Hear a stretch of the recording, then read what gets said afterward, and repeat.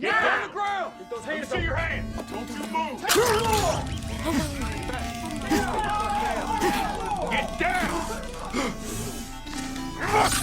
My name is Terry. Early that morning, I rode my bike toward the small town. I was thinking about getting my cousin bailed out quickly. Every extra day he stayed inside made me worry more. Suddenly, a police car appeared behind me. My heart skipped a beat, but the next second, the police car ran right into me. I was completely stunned. The officers got out and immediately pointed their guns at me. The cold barrel made my spine freeze. I hadn't even figured out what was happening. They locked me up tight with handcuffs. They suspected my bike was stolen. They wouldn't give me any chance to explain. I opened my mouth to speak, but seeing their cold stare, I knew it was useless. The officers checked my ID. There were no unusual records. I felt relieved. I thought this misunderstanding was over, but the greed in their eyes made me realize things were far from simple. To nail down my criminal behavior, the two started searching through my bag. When they found $36,000 inside, I saw the gleam flashing in their eyes. It was the excitement of hunters spotting their prey. I tried to stay calm and told them part of this money was for bailing out my cousin. The rest I wanted to buy a pickup truck for hauling boats. The officer's eyes immediately lit up after hearing this.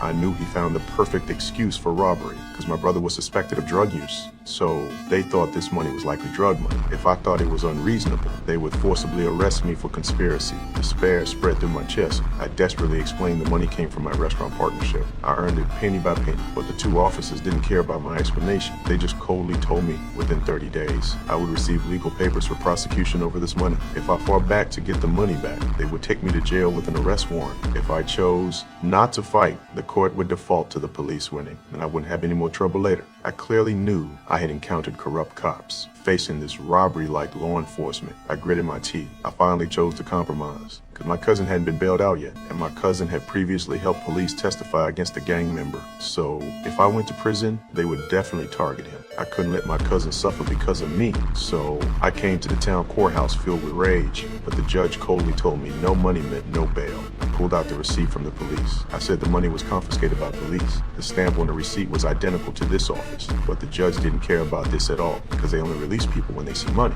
Frustrated, I went to Shelby Police Station the next day, still holding on to my last bit of hope. I reported that I had been robbed. The female officer asked me to describe the criminal's features. I said I didn't see their badge numbers, but I knew one was named Marston. Hearing this, the female officer stopped what she was doing. She told me to wait. She would be right back. I watched her leave. The unease in my heart grew stronger. Sure enough, before long, one of the corrupt cops walked over. He immediately warned me to leave. He also said filing a false police report was a felony in this town. I felt my blood freeze in my veins. And then the chief heard our conversation and came over. He said he had read the officer's report. I should have faced legal punishment, but since I was new to town, they only confiscated the illegal proceeds. Then he warned, if you continue harassing our officers, you will face felony charges. His words made me completely understand. This police station was rotten from inside out. I had no options left. So I suppressed my anger and told the chief I only needed $10,000 for bail. The rest of the money was theirs, and I promised not to cause trouble later. Hearing this, the chief was stunned. His firm expression instantly vanished. I saw greed and calculation in his eyes. He glanced at the truck picture on the desk that I wanted to buy, and then he told me to come Monday morning at 9. I could see my cousin